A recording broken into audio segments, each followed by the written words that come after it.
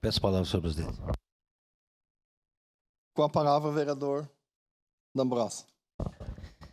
Senhor presidente, nobres colegas, eu quero utilizar esse espaço para dizer da importância da festa das colheitas para quem produz, para os artistas locais, para a cidade, para o desenvolvimento. E parece que é uma festa mais harmônica, mais popular e com uma identidade mais próxima do agricultor. Então, eu quero utilizar esse espaço para dizer que a cada ano, né, no intervalo da festa da uva, é de extrema importância essa nossa festa.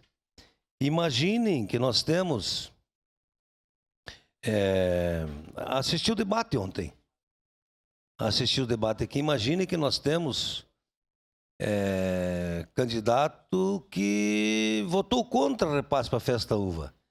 Uma festa da uva que trouxe mais de 450 mil pessoas, que injetou mais de 250 milhões na economia, que mais de 200 artistas locais se apresentaram. Imaginem se são contra a festa da uva. Imaginem o mutirão de Natal da Zona Norte. Imaginem a parada livre. Imaginem o carnaval.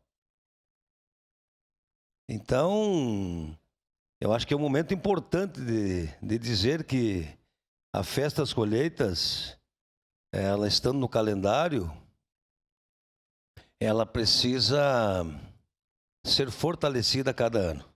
Então, é importante usar esse espaço para dizer que nós queremos uma cidade harmônica, que valorize o produtor, que tenha a utilização do parque cada vez mais.